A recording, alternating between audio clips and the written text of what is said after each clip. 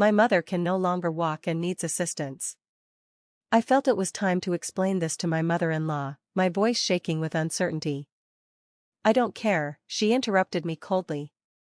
You're the wife in this family. Your responsibility is to manage the household. Let your family deal with their own issues. Her words stung, and I turned to my husband for support. I don't care about your parents, he snapped, glaring at me in frustration. And I'm not talking to my mom about this either. Don't bring it up again. Just stay quiet and focus on your duties, he added, his voice filled with anger. Their harsh words hit me hard, but little did they know that their hidden truths would soon unravel the life they thought was secure. My name is Everly, and I've been a housewife for 25 years, living with my husband Warren and his parents. Our grown son has moved out. A few years ago, my father-in-law fell ill and now requires nursing care. I'm the one who cares for him daily. My mother-in-law is in good health, and I want to help her take care of him, but she leaves it all to me. Even my husband, who lives here, refuses to help. I can't fathom how my mother-in-law and husband can so carelessly neglect him and act so selfishly. Everly, didn't I ask you to do the laundry yesterday? Why aren't these clothes washed? I was planning to wear them today, my mother-in-law scolded. I'm sorry, I was busy yesterday. Can't you wear something else? I replied, trying to stay calm. I can't believe you're saying you're busy when you just sit at home all day, she retorted. To her, doing all the housework and caring for my father-in-law seems like I'm just lounging around. Your husband seemed fine yesterday. Are you really going to the play? I asked her.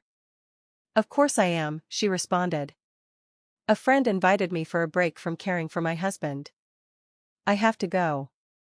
Besides, he got sick because you didn't take care of him properly, so make sure to do better, she scolded. She's taking a break when she's never even bothered to care for him, I thought, trying to control my growing frustration. It was her fault he got sick. She thought airing out his room would help, but she forgot she had left the window open and went out.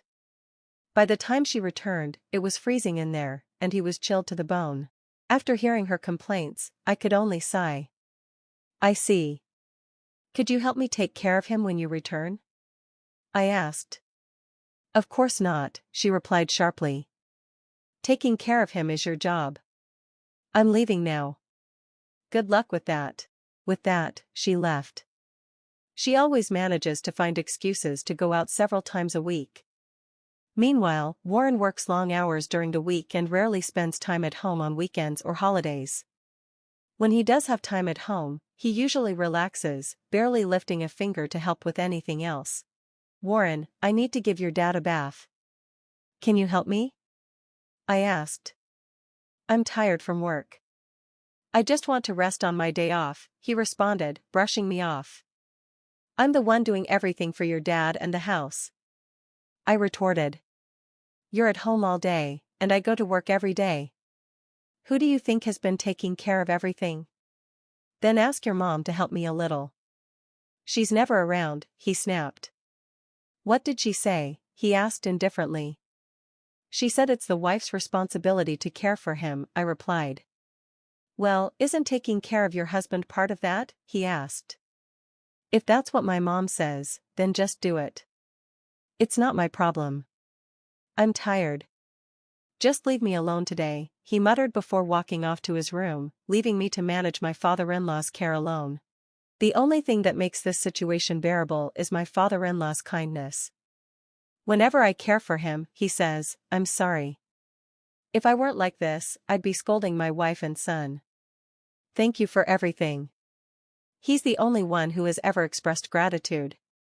Despite the mistreatment from my husband and mother-in-law, he remains kind. Taking care of him is hard, but his words provide a small sense of comfort. How could my mother-in-law and husband neglect my father-in-law like this? As I cared for him and did the housework, those thoughts weighed heavily on my mind. Then one day, I received a phone call from my father. Everly, your mother fell down the stairs and was rushed to the hospital, he said, panic evident in his voice. I had warned my mother to be careful on the stairs since her legs and back had been weakening. My brother was planning to visit with his kids soon, and it seemed my mother was preparing for their arrival when she lost her footing. She fell from quite a height, and the impact was loud. Though she stayed conscious, she couldn't move, and an ambulance was called. The doctor said her femur was fractured, and she wouldn't be able to walk or stand on her own for a while. My parents live about an hour away. Naturally, I'm worried about my mother's injury, but I'm also concerned for my father, who will now be living alone for a while. Even after she's discharged, she will need nursing care. My parents are close, and my father has always helped with housework, but I worry that he won't be able to manage both his own tasks and nursing care. I take care of both every day, and it's exhausting. My brother lives far away, so it would be difficult for him to help. I'm the only one who can care for them. I talked to my mother-in-law about it, feeling anxious. My mother's broken her bone and can't move. She won't be able to stand even after she's discharged. I need to take care of them now. Could you help me with my father-in-law a few hours a day starting tomorrow? I asked, trying to remain polite.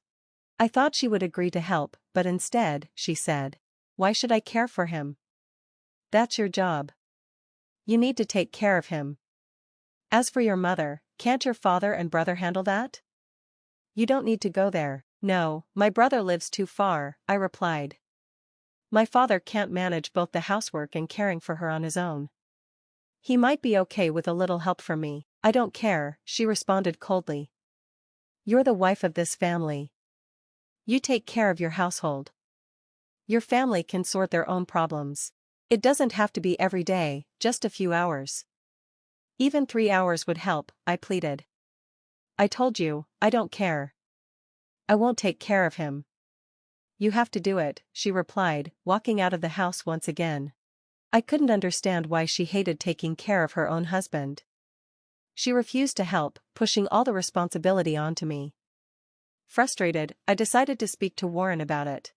I told my husband, "My mom can no longer walk and needs help." But before I could continue, he interrupted me. "I've told you, I won't take care of my dad. How many times do I have to say it? I'm busy and tired." "But my parents need help too. They're struggling," I protested. "I don't care about your parents," Warren snapped. "You're my wife now, so act like it.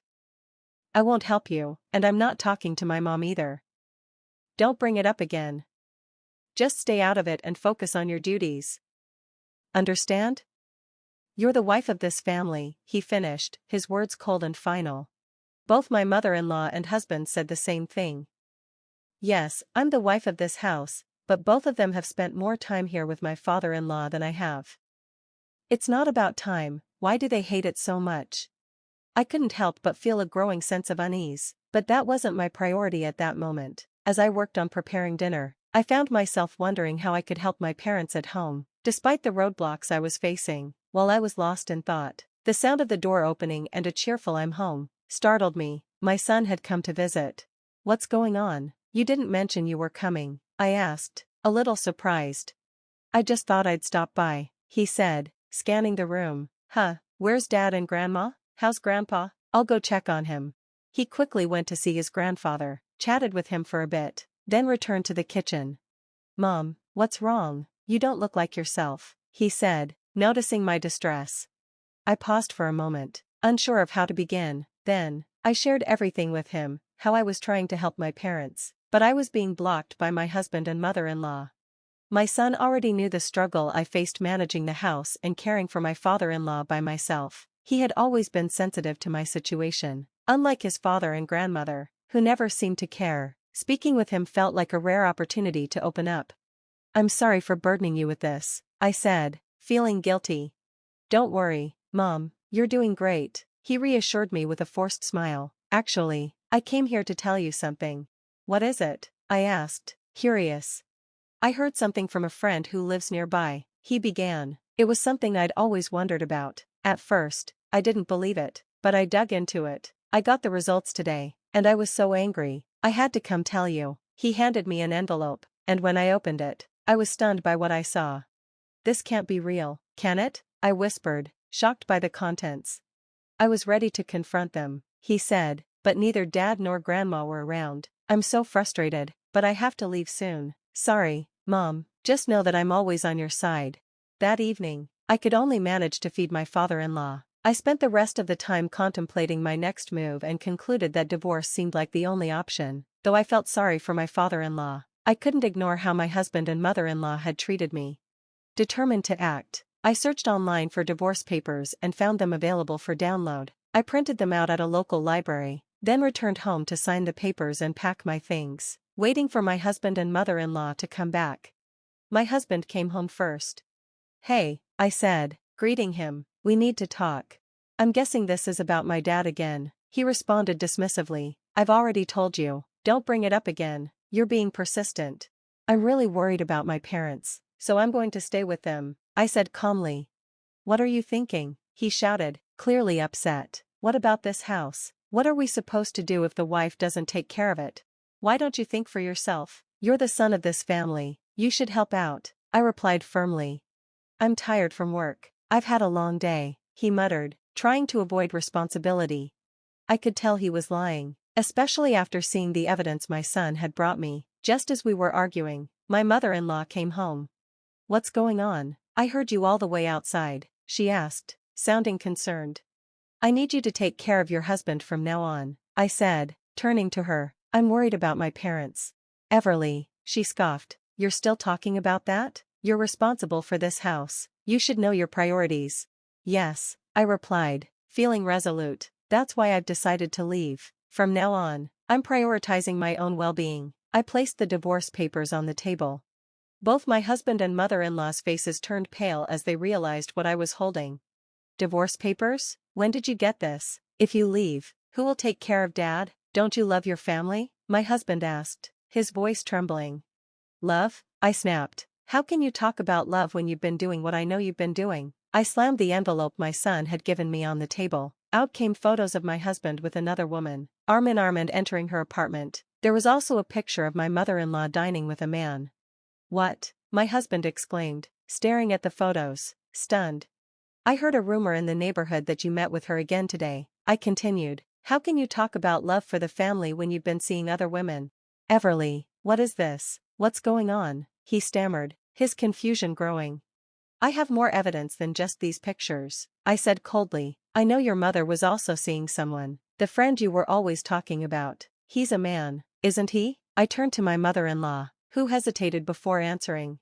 "Yes," she admitted reluctantly. "It's because your father can't move properly." "Then why don't you take care of him and stay with him?" I shot back. "I don't want to," she replied flatly. "Why should I be the one to take care of him? I'm done, I'm leaving, you two are on your own now," I declared firmly. I grabbed the photos from the table and headed for the door. Before I left, I went to see my father-in-law. "I'm sorry," I said softly, tears welling up. "Thank you for everything." "I heard everything," he replied, his voice heavy. "I should be the one thanking you. You've done so much for me. Please go and take care of your parents. I'll be fine here." He paused, then added, "I shouldn't say that. Please, hurry and go." I felt a pang of guilt as I left him behind, but I knew I had to move on. I returned to my parents' house that same day, where my father greeted me with a warm smile. Though it was a relief to be with my parents, I couldn't help but think of my mother-in-law struggling with my father-in-law's care. She had always tried to avoid responsibility, and now that she was forced into it, she was overwhelmed. "I can't even see my friend anymore," she complained over the phone one day. As my husband failed to submit the divorce papers, I sought legal help. The lawyer advised me to send a certified letter to both my husband and his mistress. The affair was exposed at his workplace, and he was transferred to a less desirable department. His mistress, unable to handle the fallout, quit her job. Now, my husband has to take more responsibility in caring for his father. I hope, for the sake of my father-in-law, that he will finally show him the love and care he deserves. As for me, I've done everything I can for my mother, who is now in a wheelchair. Until she was discharged from the hospital, I created a comfortable space for her and made sure she had everything she needed to heal. After a few days, my mother was released. Though she had her worries about my divorce, she smiled faintly and said, "I'm so happy to be living with you again."